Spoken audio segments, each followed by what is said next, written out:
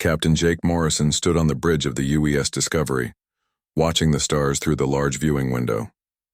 The ship had been traveling for 3 months now, moving faster than light through space using the new quantum fold drives that Earth's scientists had finally perfected. This was humanity's first real journey beyond their own solar system, and Jake felt the weight of history on his shoulders. The Discovery was not a large ship compared to the massive vessels that science fiction movies had promised.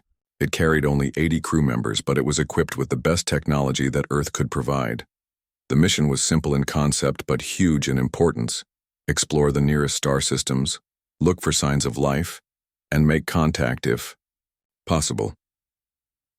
Lieutenant Commander Lisa Parker walked up to Jake holding a datapad in her hands. She was the ship's expert on alien life, though until now she had only studied theories and possibilities. Her brown hair was tied back in a practical ponytail, and her green eyes showed both excitement and worry. "Captain, we're picking up something strange," she said, her voice quiet but urgent. "It's not natural. Someone is sending out a distress signal." Jake turned away from the window and looked at the readings on Lisa's pad.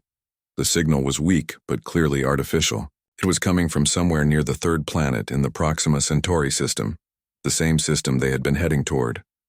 "How far away?" Jake asked. "About 6 hours at our current speed," Lisa replied. "But Captain, there's something else. The signal isn't using any communication method we know. It's completely alien." Jake felt his heart beat faster. This was what they had come looking for, but now that it was actually happening, he realized how unprepared they really were. Earth had spent decades wondering if they were alone in the universe. Now they were about to find out. "Change course," Jake ordered. "Take us to the source of that signal, and get everyone ready. We might be about to make history." The next 6 hours passed slowly. The crew worked to prepare for whatever they might find. Dr. Richard Stone, the ship's senior scientist, worked with his team to analyze the signal. They managed to figure out that it was definitely a call for help, even though they couldn't understand the language. When they finally arrived at the location, what they found changed everything. A large alien ship was drifting in space, clearly damaged. Parts of its hull were torn open and it was leaking atmosphere. But more shocking was what was attacking it. 3 smaller ships, black as space itself, were firing weapons at the damaged vessel. The weapons didn't look like anything humans had ever seen. They seemed to eat away at the hull of the larger ship, dissolving it rather than simply punching holes through it. "My God," whispered Lisa, staring at the scene on the main screen. Jake didn't hesitate. "All hands to battle stations. Prepare the weapons. We're going in." The Discovery wasn't built for war, but it had defensive weapons. As they approached, the 3 black ships turned toward them. Jake got his first good look at the attackers, and what he saw made his blood run cold. The ships were not just black, they were covered in what looked like insect shells. They moved in a way that seemed more alive than mechanical, twisting and turning through space like giant bugs. When they fired their weapons at the Discovery, Jake saw that the energy beams actually seemed to have tiny creatures swimming in them. "Shields are holding," reported Commander Paul Davis from the weapons station. "But those energy beams are trying to eat through them." Jake ordered return fire, and the Discovery's weapons struck one of the black ships. The alien vessel shuddered and pulled back, but it didn't seem badly damaged. The other 2 ships continued their attack on both the Discovery and the original alien vessel. The battle was short, but intense. The Discovery managed to damage 2 of the attacking ships enough that they retreated, disappearing into the darkness of space. The 3rd ship exploded when the Discovery's main cannon finally penetrated its strange armor. As soon as the attackers were gone, Jake ordered his crew to help the damaged alien ship. They used tractor beams to bring it close to the Discovery, and began rescue operations. The first alien that Jake met was unlike anything he had imagined. It was tall and thin, with green scaly skin and large golden eyes. It walked on 2 legs like a human, but its hands had 4 fingers and its head was more like a lizard than a mammal. The alien spoke in a voice that sounded like wind through leaves, but somehow Jake could understand the words. The alien was wearing a small device on its throat that was translating its speech. "I am Ambassador Kethavara of the Zephyrian Coalition," the alien said. "You have saved our lives. We are in your debt." Jake introduced himself and his crew. As they helped the surviving aliens aboard the Discovery, Kethavara began to tell them about the war that was destroying the galaxy. "The Vorthak Empire has been expanding for 30 years, Kethavara explained. "They consume everything.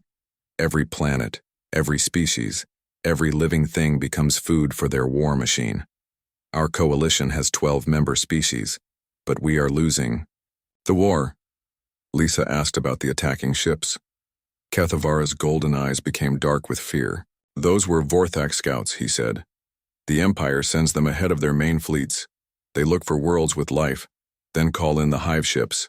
A hive ship can carry 50,000 Vorthak warriors.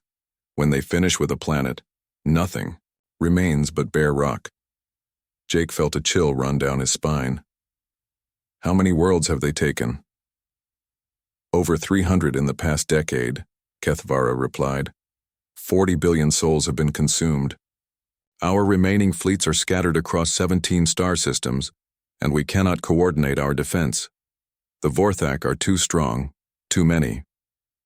As Jake listened to the alien's story, he realized that humanity had just stumbled into a war that could decide the fate of all life in the galaxy. The Vorthak Empire was exactly the kind of threat that could eventually find Earth, and when they did, humanity's small fleet of 37 ships would not be enough to stop them. Jake made a decision that would change the course of galactic history. He opened a quantum communication channel back to Earth and called for an emergency meeting with the United Earth Defense Council. "Admiral Sullivan," Jake said when the connection was established, "we've made contact with alien life, and we're all in terrible danger." Admiral Kate Sullivan sat in the emergency meeting room deep inside Earth Defense Command.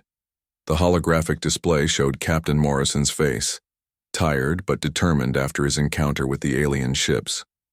Around the table sat the most important military leaders and scientists on Earth, all trying to understand what humanity was facing. "So you're telling us that there's an entire empire of bug-like aliens that eat planets," said General Frank Cooper, shaking his head in disbelief. "And they have thousands of ships while we have 37. "That's correct, sir," Jake replied from the Discovery.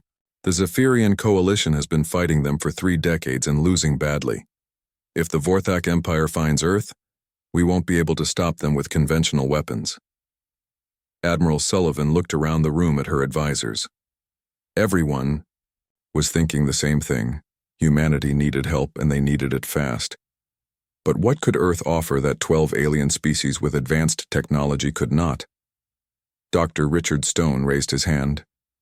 He was a thin man with gray hair and sharp eyes behind wireframe glasses. As Earth's leading expert on genetics, he had been working on secret projects for 15 years. "Admiral, I think I might have a solution," Dr. Stone said quietly. "But you're not going to like it." Admiral Sullivan nodded for him to continue. "For the past 15 years, my team has been working on the Terragenesis project. We started it to save endangered species on Earth, but it became something much bigger. We've been genetically improving Earth's deadliest predators and giving them mechanical enhancements." The room fell silent. General Cooper leaned forward in his chair. "What kind of improvements?" the general asked. Dr. Stone activated his own holographic display. Images of wolves, bears, sharks, and other predators appeared, but these animals looked different from anything in nature. "We've enhanced their intelligence, their strength, their senses, and their ability to survive in space," Dr. Stone explained. "The wolves can think and plan like humans but still hunt like a pack. The sharks can breathe any kind of air and survive in the vacuum of space. The bears are 3 times stronger than normal and can tear through steel." Admiral Sullivan stared at the images. The animals looked both familiar and terrifying. "How many do you have?" she asked. "Over 2,000 enhanced predators in our facility in Montana," Dr. Stone replied. "They're all trained and ready, but we've never tested them in actual combat." Commander Paul Davis, who had been listening to the conversation from the Discovery, spoke up. "With respect, Doctor, how are wild animals going to help us fight space battles?" Dr. Stone smiled for the first time during the meeting. Because they're not wild animals anymore. Let me show you what they can really do. 3 hours later, Admiral Sullivan and her team were standing in the Genesis facility, a massive underground complex built into the Rocky Mountains. Dr. Amy Rogers, the facility's head trainer, led them through corridors lined with specialized habitat areas. Each species has been modified for specific combat roles, Dr. Rogers explained as they walked. The wolves are our scouts and tactical coordinators. Watch this. She led them to an observation window overlooking a large training area. 6 wolves were moving through an obstacle course that looked like the inside of a spaceship. But these wolves were different. They were larger than normal, with silver-gray fur that seemed to shimmer. Their eyes glowed with an intelligent light that was almost human. Alpha Prime, show our guests the coordination exercise, Dr. Rogers said into a microphone. The lead wolf, larger than the others, let out a low howl. Immediately, all 6 wolves spread out across the training area. They moved with perfect precision, each one knowing exactly where the others were without looking. In less than 2 minutes, they had completed a complex tactical mission that would have taken human soldiers much longer. They're connected through quantum neural implants, Dr. Rogers explained. Each pack shares thoughts and sensory information, instantly. They can coordinate attacks across entire star systems. Admiral Sullivan was impressed, but she needed to see more. Dr. Rogers led them to the next area, where the enhanced sharks were kept in massive water tanks that could simulate any environment. The sharks are our boarding specialists, Dr. Rogers said. They can cut through ship hulls with their enhanced teeth and claws. And watch this. She pressed a button, and one of the tanks was suddenly filled with a green gas that would be poisonous to normal Earth life. The great white shark inside didn't even slow down. Its modified gills filtered the toxic air as easily as water. They can survive in any atmosphere the Vorthak Empire might use, Dr. Rogers said, and their sensory organs can detect the electrical signatures of alien technology from miles away. The most impressive demonstration came in the bear habitat. A single enhanced grizzly bear stood in the center of a reinforced testing chamber. The bear was enormous, standing 8 feet tall and weighing over 1,000 pounds. Its fur was dark brown with metal threads woven through it, and its claws gleamed like polished steel. Bear Unit 7, demonstrate strength protocol, Dr. Rogers commanded. The bear moved to a steel wall that was 6 inches thick. With one swipe of its claws, it tore through the metal like paper. With a push from its massive paws, it bent a steel beam that would have required heavy machinery to move. The enhanced bears are living tanks, Dr. Rogers said, but they're also surprisingly intelligent.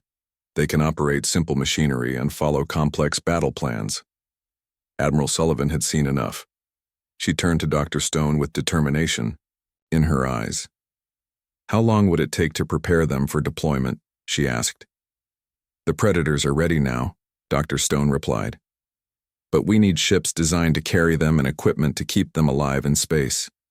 Give me 2 weeks and I can have the first strike teams ready for combat. You have 1 week, Admiral Sullivan said firmly. Captain Morrison, how long can the Discovery stay hidden in that system? Jake's voice came through the communication system. We can stay here for a while, Admiral.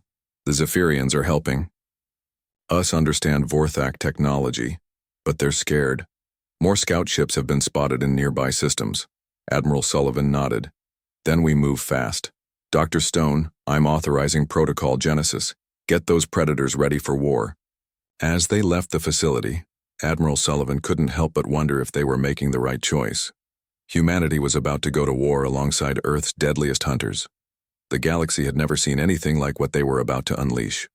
But, as she thought about the Vorthak Empire consuming entire worlds, she knew they had no choice. Sometimes the only way to fight monsters was to become something even more dangerous. 1 week later, Captain Jake Morrison stood on the bridge of the Discovery, but now he wasn't alone. 3 new human ships had arrived in the Proxima Centauri system, each one carrying something that had never been seen in space before. The UES, Thunderbolt, commanded by Commander Steve Blake, was the largest of the new vessels. Inside its specially designed cargo holds were dozens of enhanced Predators, ready for their first taste of real combat. Ambassador Kethvara watched the human preparations with growing amazement. His golden eyes followed the movement of the strange, new ships as they took positions around his damaged vessel. "Captain Morrison," Kethvara said in his wind-like voice, "our sensors are detecting unusual life signs on your ships. What exactly are you planning?" Jake smiled grimly. "We're going to show the Vorthak Empire what happens when you threaten Earth. But first, we need them to come to us." As if summoned by his words, alarms began blaring throughout the Discovery. Lieutenant Commander Lisa Parker rushed to her station, her face pale as she read the incoming data. "Captain, we have 3 massive contacts dropping out of hyperspace," she reported.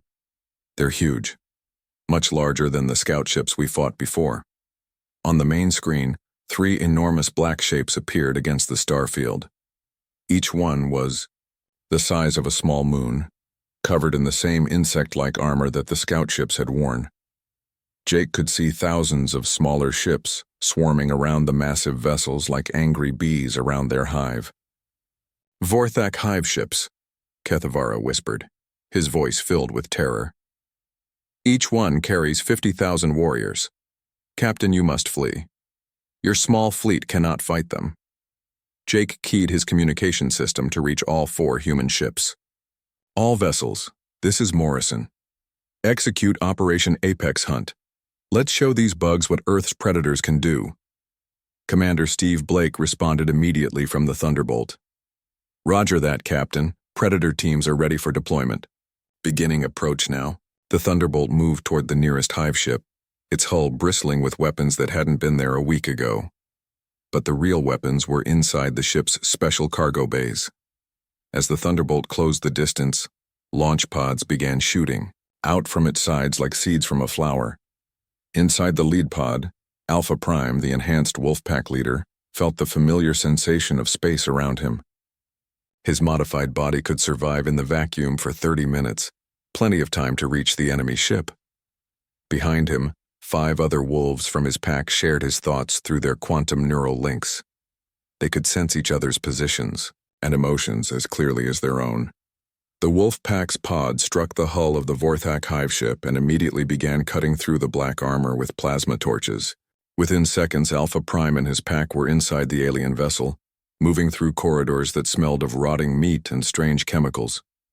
The first Vorthak warriors they encountered were 8 feet tall, looking like a cross between giant ants and praying mantises. Their chitinous armor gleamed in the strange blue light of their ship, and their weapons crackled with the same dissolving energy that Jake had seen before. But the Vorthak had never faced anything like Earth's enhanced wolves. Alpha Prime coordinated the attack through the quantum link. 3 wolves attacked from the front while 2 circled around behind the alien warriors. The 6th wolf positioned himself to cut off any escape route. The Vorthak fired their weapons, but the wolves moved. Too fast, too smart. They used the alien ship's own geometry against its defenders. Within minutes, the first group of Vorthak warriors was down. Alpha Prime felt satisfaction through the pack bond as they moved deeper into the hive ship. Their enhanced senses could detect the electrical patterns of Vorthak technology, leading them straight toward the command centers. Meanwhile, on the second hive ship, a different kind of predator was making its presence known. The enhanced great white sharks had been equipped with special spacesuits that let them move through both air and vacuum. Chief Petty Officer Linda Hayes watched through her helmet camera as her shark partner, a 20-foot monster named Hunter, tore through Vorthak defensive positions. Hunter's enhanced senses had locked onto the electrical signatures of the alien weapons. His modified teeth could bite through their chitinous armor as easily as they once bit through sealskin. But what made him truly deadly was his intelligence. This was no mindless killing machine. Hunter was thinking, planning, choosing his targets. The Vorthak warriors tried to form defensive lines, but they had evolved for ground combat in swarms. They didn't know how to fight a predator that could attack from above, below, or any side. Hunter used the zero-gravity sections of their own ship against them, appearing from directions they couldn't predict. The third hive ship faced the most terrifying assault of all. Lieutenant Colonel Ryan Mitchell watched as 6 enhanced grizzly bears, each wearing specially designed combat armor, smashed through Vorthak blast doors like they were made of cardboard. These bears had been modified to be living siege engines, and they were proving their worth. Bear Unit 1, a massive male named Thunder, led the assault on the hive ship's reactor core. The Vorthak had built their ship like an ant colony, with narrow tunnels and chambers designed for their insect-like bodies. But Thunder simply made his own passages, his reinforced claws tearing through alien metal and his enormous strength opening new paths through the ship. The Vorthak warriors swarmed toward the bears, firing their dissolving weapons. But the bears' enhanced physiology included rapid healing and pain resistance. Minor wounds closed themselves within minutes, and injuries that would stop a normal animal only seemed to make the bears angrier. Back on the Discovery, Jake watched the battle through the cameras on each Predator team. What he saw amazed him. The enhanced animals weren't just fighting. They were hunting with the intelligence and coordination that rivaled the best human military units. "Captain," Lisa reported from her station, "the Vorthak ships are losing power. Whatever our Predators are doing in there, it's working." Ambassador Kethavara stared at the tactical display in disbelief. "Impossible," he whispered. "No one has ever successfully boarded a Vorthak hive ship. How are your creatures doing this?" Jake smiled. "Because they're not just creatures. They're Earth's apex predators, enhanced by human science and guided by human strategy. The Vorthak may be good at war, but they've never faced anything like this." On the screen, the first hive ship was beginning to drift. Its lights were flickering as Alpha Prime's pack reached the main power core. Through the quantum link, Jake could sense the wolf's satisfaction as he and his pack systematically shut down the alien ship's critical systems. The second hive ship was faring no better. Hunter and the other sharks had found the ship's command center, where the Vorthak queens coordinated their warriors. The massive predators made short work of the alien commanders, leaving the ship's crew in chaos. But it was the third hive ship that provided the most spectacular ending. Thunder and his bear team had reached the reactor core, where they encountered the ship's main defensive systems. Instead of retreating, the enhanced bears simply tore the defensive weapons apart with their bear claws, and then began systematically destroying the reactor itself. Within 2 hours, all 3 Vorthak hive ships were drifting hulks. The few surviving aliens had either surrendered or fled in escape pods. Jake couldn't believe what his enhanced predators had accomplished. "Kethavara," Jake said to the amazed alien ambassador, "I think it's time for you to send a message to your coalition.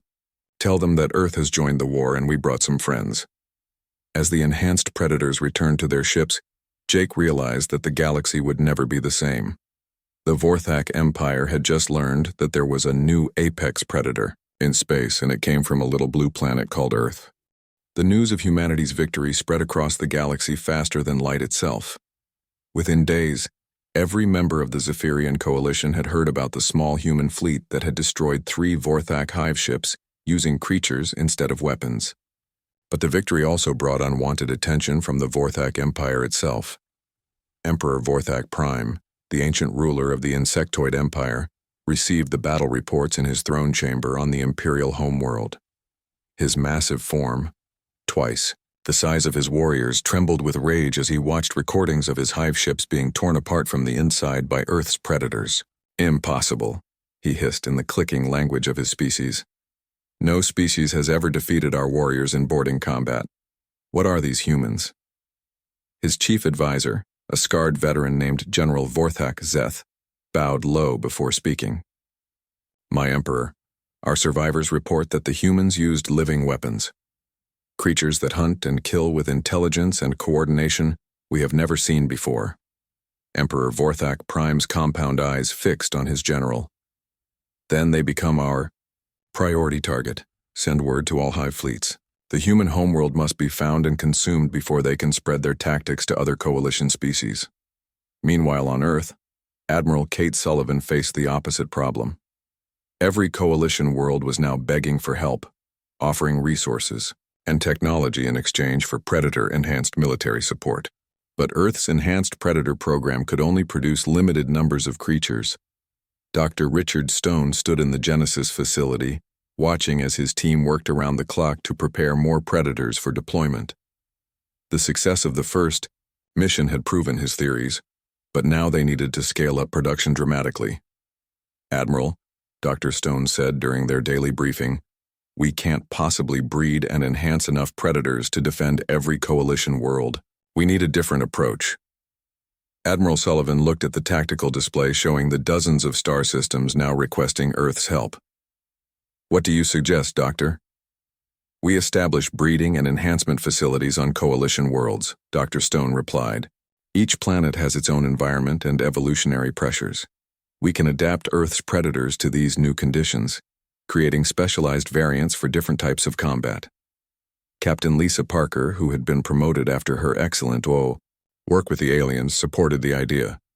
"The coalition species have offered us full access to their worlds and technology.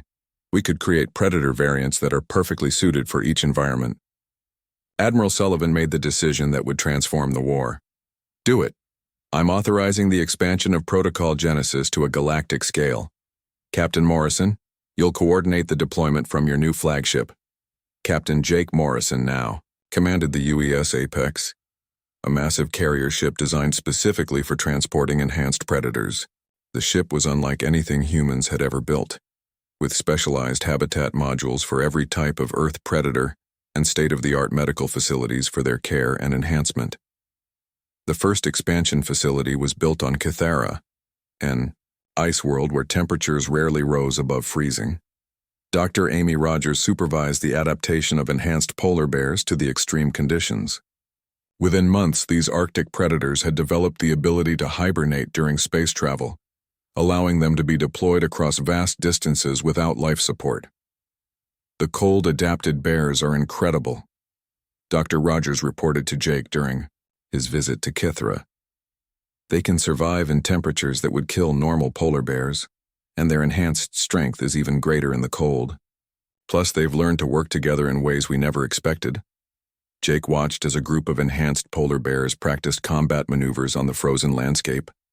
Their white fur had been modified to include camouflage fibers that made them nearly invisible against the ice and snow. When Vorthak forces tried to establish mining operations on ice worlds, these bears became living nightmares. The water world of Aquanus became home to the most spectacular adaptation. Enhanced killer whales, already intelligent and social creatures, were modified to hunt in the liquid methane oceans that covered much of the planet.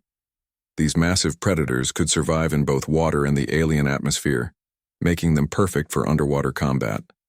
Commander Paul Davis, now serving as Jake's tactical officer aboard the Apex, marveled at the whale's abilities. "They're like living submarines, Captain. They can dive to depths that would crush our ships, and their sonar can detect Vorthak vessels from hundreds of miles away." But the most successful adaptation occurred on Xerion, a desert planet where temperatures near the equator could melt metal. Enhanced rattlesnakes, already adapted to extreme heat, were further modified to function in conditions that approached the heat of stars themselves. Sergeant Kevin Price, one of the snake handlers, demonstrated their capabilities to Jake. During a facility tour, "Watch this, Captain," he said, pointing to a 20-foot enhanced rattlesnake named Striker. "Striker, show the captain the solar resistance protocol." The massive snake slithered toward a heat chamber that glowed white-hot. Without hesitation, Striker entered the chamber and remained there for several minutes, completely unaffected by temperatures that would vaporize normal life. "The Vorthak have been using solar mining operations to harvest energy from stars," Sergeant Price explained. "Our enhanced snakes can infiltrate and sabotage these installations. The Vorthak can't understand how anything could survive in those conditions." As the months passed, Jake found himself commanding a fleet of predator carriers that moved from system to system, deploying Earth's enhanced hunters wherever they were needed most. Each deployment was a success, and each success made the Vorthak Empire more desperate. The psychological impact on Vorthak forces became clear when intercepted communications revealed something unprecedented in their military history. The insectoids were developing fear. For the first time in their existence as a species, the Vorthak were afraid of their prey. "They're calling us the flesh devourers in their reports," Lisa translated from a captured Vorthak message. "They think we're some kind of biological weapon that consumes from within. They're not wrong, but they don't understand that our predators are guided by intelligence, not just instinct. The bond between human handlers and their predator partners continued to evolve as well. Chief Petty Officer Linda Hayes reported that her great white shark partner, Hunter, had begun showing protective behaviors toward human crew members. When a Vorthak boarding party had tried to attack the Apex, Hunter had positioned himself between the aliens and the ship's medical bay, where wounded humans were being treated. Dr. Amy Rogers documented similar behaviors across all species. The Yao, enhanced predators aren't just weapons, she explained to Jake. They're developing genuine emotional connections with their human partners. Some of the wolves have been observed mourning when their handlers are injured, and the bears have started bringing food to humans who look tired or sad. This emotional development proved crucial during the Battle of Centauri Station, where a Vorthak fleet attempted to destroy the Coalition's main supply depot. Jake's predator teams were outnumbered 10-1, but the enhanced creatures fought with a determination that went beyond training or programming.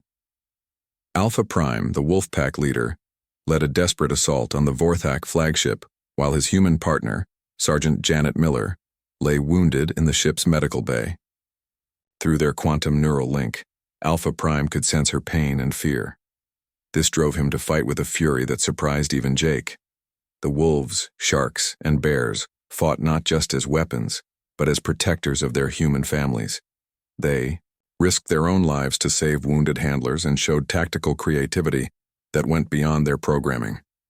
When the battle was over and the Vorthak fleet retreated, Jake realized that something extraordinary had happened.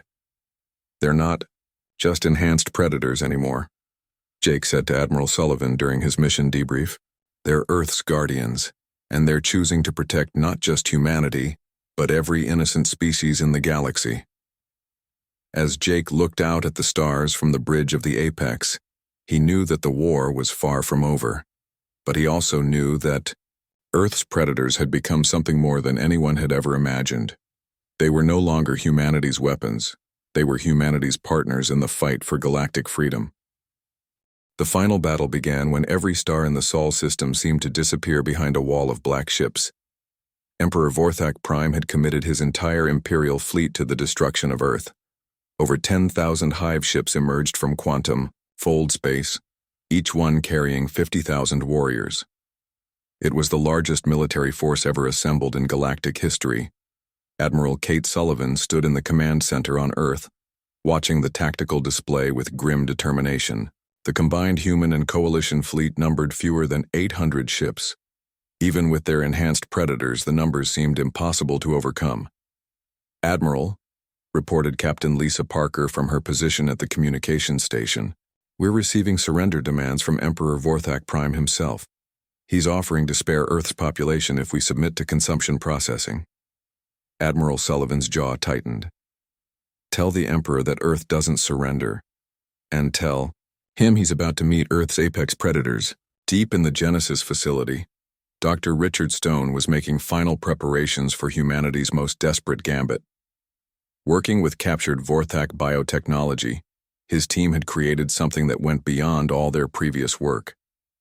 The Apex Hunters represented the ultimate fusion of Earth predator evolution and alien enhancement technology. These creatures are beyond anything we've created before, Dr. Stone explained to Admiral Sullivan through the communication link. The Apex Wolves possess individual intelligence that rivals human scientists while maintaining perfect pack coordination. Across interplanetary distances, their bodies can adapt to any environment in real time. The first Apex Hunter to be deployed was a wolf unlike any creature that had ever existed, standing 6 feet tall at the shoulder, with fur that shifted, color to match its surroundings, and eyes that glowed with an intelligence that was almost human. Alpha Supreme represented the pinnacle of predator evolution. Captain Jake Morrison watched from the bridge of the UES Apex as the battle began. The Vorthak fleet moved toward Earth like a dark tide, their weapons charging with the energy that had destroyed so many worlds. But as they approached, something unprecedented happened. The Apex Great Whites, now grown to the size of Earth's largest whales, detached from their carrier ships and began moving through space under their own power. Their modified bodies had become living starships, equipped with bioelectric weapons that could disable entire Vorthak vessels. They moved in coordinated pods, hunting the enemy fleet like they once hunted seals in Earth's oceans. "My God," whispered Commander Paul Davis, watching the tactical display. "They're beautiful." The largest of the apex sharks, a female named Leviathan, led her pod in an attack on the Emperor's flagship. The massive Vorthak vessel was larger than most moons, but Leviathan approached it without fear. Her enhanced senses could detect the electrical patterns of every system on the enemy ship, and her bioelectric weapons targeted those systems with surgical precision. Meanwhile, the apex bears had been deployed in the zero-gravity combat zones between the fleets. Each one stood 15 feet tall and possessed strength that could be measured in megatons. Their enhanced nervous systems processed information faster than computer systems, allowing them to react to threats with inhuman speed. Thunder Prime, the largest of the apex bears, found himself facing a squadron of Vorthak fighter craft. Instead of retreating, he used his massive claws to grab debris from damaged ships and hurl it at the enemy fighters with devastating accuracy. His roar of challenge echoed across the vacuum of space through radio frequencies, a sound that struck fear into Vorthak hearts. But it was Alpha Supreme and his wolf pack that led the most important mission of all. Jake Morrison had chosen to accompany the wolves on their assault on Emperor Vorthak Prime's flagship, knowing that if they could eliminate the ancient ruler, the leaderless Vorthak fleet would fragment into competing factions. The Emperor's ship was a fortress in space, protected by layers of armor and defensive systems that had never been penetrated. But Alpha Supreme was not like the predators that had come before. As his assault pod approached the enemy vessel, his body began to change, adapting to the specific challenges ahead. His claws extended and hardened, becoming capable of cutting through the strongest Vorthak armor. His senses expanded, allowing him to detect enemy positions through multiple layers of ship hull. Most importantly, his intelligence grew, processing tactical information at a rate that amazed even Jake. "Alpha Supreme, can you find a path to the throne chamber?" Jake asked through their neural link. The Great Wolf's response came not in words, but in a flood of tactical data that showed every route through the enemy ship, every defensive position, and every weakness in the Vorthak defenses. Alpha Supreme had become more than a predator. He was a living tactical computer with the heart of Earth's greatest hunter. The battle inside the Emperor's ship was unlike anything the galaxy had ever seen. Jake and his team of enhanced predators moved through corridors designed for insectoid warriors, but the apex hunters adapted to every challenge. When Vorthak blast doors sealed their path, the apex bears simply tore them apart. When enemy warriors tried to ambush them, the apex wolves detected the trap before it could be sprung. The final confrontation took place in the Emperor's throne chamber, a vast space at the heart of the flagship. Emperor Vorthak Prime waited, there, surrounded by his elite guards. The ancient ruler was twice the size of his warriors, with armor that had been forged in the heart of a star. "So the flesh devourers finally come to face me," the Emperor hissed in his clicking language. "You have caused much damage, but now you will feed my warriors." Alpha Supreme stepped forward, his pack spreading out behind him. The wolf's eyes met those of the Emperor, and for a moment, two apex predators from different worlds studied each other. "You made one mistake," Jake said, his voice carrying across the chamber. "You threatened Earth, and Earth's predators protect their pack." The battle was swift but decisive. Alpha Supreme moved with speed that defied physics, his enhanced body adapting to every attack the Emperor made. The ancient ruler's weapons, designed to dissolve armor and flesh, had no effect on the wolf's continuously adapting hide. When Alpha Supreme's teeth finally found the Emperor's throat, the insectoid ruler understood what it meant to be prey for the first time in his existence. The wolf's bite contained venom from the apex Komodo dragons, a poison that could dissolve any known material. As Emperor Vorthak Prime fell, his death cry echoed through the quantum communication network that connected all Vorthak forces. Across the fleet, individual hive ships began to panic as their central command structure collapsed. Jake watched through the throne chamber's viewing ports as the massive Vorthak fleet began to fragment. Some ships fled to distant galaxies, others surrendered to coalition forces, and many simply drifted powerlessly as their crews fought among themselves for control. The war was over. In the aftermath, as the galaxy celebrated its freedom, Jake stood on the bridge of the apex, watching Earth's predators return to their ships. They had evolved far beyond anything Dr. Stone had originally imagined. They were no longer just enhanced animals. They were guardians of all innocent life in the galaxy. Alpha Supreme approached Jake, his intelligent eyes reflecting wisdom that seemed ancient despite his young age. Through their neural link, Jake felt the wolf's satisfaction and pride, but also something deeper, a sense of purpose that went beyond hunting or fighting. "We did it, didn't we?" Jake said softly. "We saved everyone." Alpha Supreme's response came as a feeling rather than words. The deep contentment of a pack that had successfully protected its territory and its family, but the family now included not just humans, but every peaceful species in 12 star systems.